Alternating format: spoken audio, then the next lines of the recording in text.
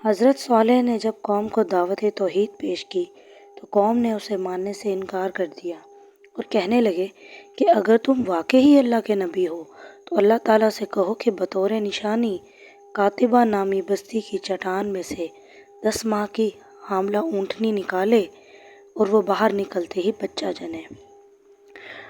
آپ علیہ السلام نے قوم سے پختہ ایمان لانے کا وعدہ لینے کے بعد کھڑے ہو کر نماز پڑھ کر اللہ تعالیٰ سے دعا مانگی کہ وہ ان لوگوں کے مطالبے کو پورا فرمائے اور پہاڑ سے اونٹنی نکال دیں۔ اللہ تعالیٰ نے حضرت صالح کی دعا قبول فرما لی۔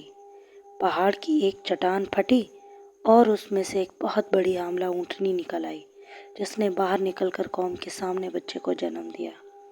جب قوم سمود نے اپنی آنکھوں سے معجزہ ظاہر ہوتے دیکھا تو انہیں آپ کی عظمت کا احساس ہوا اور وہ مرعوب ہو گئے، کیونکہ اونٹنی کا پہاڑ سے نکلنا اللہ تعالیٰ کی قدرت کی ایک واضح نشانی ہے۔ اس معجزے کو دیکھ کر آپ علیہ السلام کی قوم میں سے کچھ لوگ تو ایمان لے آئے لیکن اثر کفر اور شرک میں پڑ گئے۔ حضرت صالح نے اپنی قوم سے فرمایا کہ اللہ تعالیٰ نے تمہارے مطالبے پر معجزہ اونٹنی کو بھیج دیا ہے، لہٰذا تم اسے مت چھیڑنا۔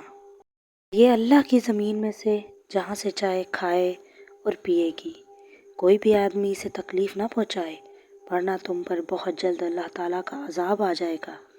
وہ اونٹنی ان میں موجود رہی، وہ جہاں چاہتی چرتی، جب کنویں پر پانی پینے کے لیے آتی تو سارا پانی پی لیتی، جس پر لوگوں کو اعتراض ہوا۔ آپ علیہ السلام نے فرمایا ایک دن پانی پینے کی باری تمہاری ہے اور دوسرے دن اس کی۔ کچھ عرصے تک یہ معاملہ یوں ہی چلتا رہا۔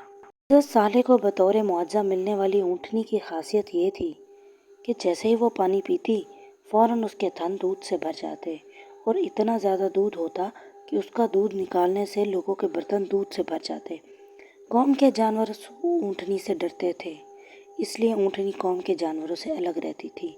حضرت صالح نے اونٹنی کے بارے میں اپنے قوم کو سمجھا دیا تھا کہ اسے کوئی بھی تکلیف نہ پہنچائے ورنہ اللہ تعالیٰ تمہیں عذاب میں گھیر لے گا۔ لیکن آپ علیہ السلام کی قوم نے آپ کی بات کو اہمیت نہ دی اور جمع ہو کر یہ طے کیا کہ اس اونٹنی کو قتل کر دیں تاکہ سارا پانی انہیں مل جائے۔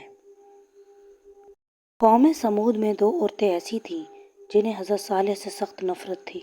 ان میں سے ایک بہت مالدار اور اعلیٰ خاندان کی عورت تھی جس کا نام صدوقہ بنت محیہ تھا۔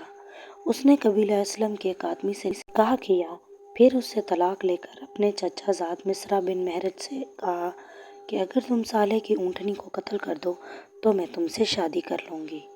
دوسری عورت کا نام انزیزہ بنت غیم تھا۔ یہ ایک مالدار آدمی دواب بن عمرو کی بیوی تھی۔ ان دونوں عورتوں کے پاس کافی تعداد میں جانور تھے اور ان کے جانور حضرت صالح کی اونٹنی سے بہت ڈرتے تھے۔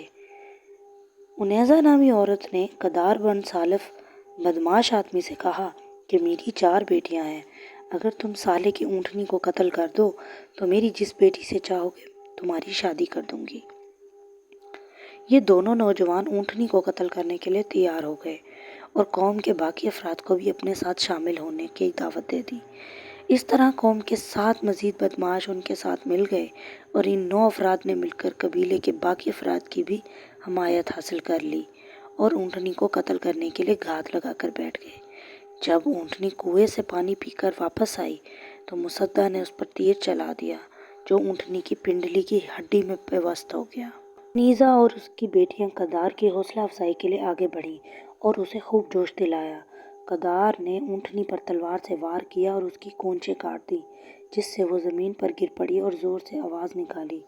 اونٹنی کا بچہ دوڑ کر قریبی پہاڑ پر چڑھ گیا، 3 مرتبہ بلبلایا۔ آخر کار قدار نے اونٹنی کے گلے میں نیزہ مار کر اسے قتل کر دیا۔ پھر وہ اونٹنی کے بچے کے پیچھے بھاگے لیکن پہاڑ شک ہوا اور بچہ پہاڑ کے اندر چلا گیا۔ حضرت صالح کو جب اونٹنی کے مرنے کی اطلاع ملی تو آپ علیہ السلام فوراً تشریف لائے اور اونٹنی کو مردہ حالت میں دیکھ کر رو دیے۔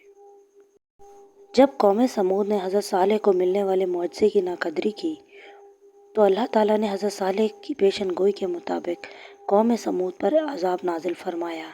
انہوں نے اونٹنی کو بدھ کے دن قتل کیا تھا۔ وہ جمعرات، جمعہ اور ہفتہ کے دن زندہ رہے۔ اتوار کے دن صبح کے وقت اللہ تعالیٰ نے ان پر آسمان کی طرف سے ہیبت ناک چیخ مسلط کر دی، زمین میں زلزلہ برپا کیا جس سے تمام کفار کے جسموں پر کب کبھی طاری ہو گئی۔ وہ اپنے گھروں میں جیسے بیٹھے تھے ویسے ہی بیٹھے رہ گئے، صرف وہ لوگ زندہ بچے جو حضرت صالح کی تعلیمات کے مطابق اللہ تعالیٰ پر ایمان لے آئے تھے۔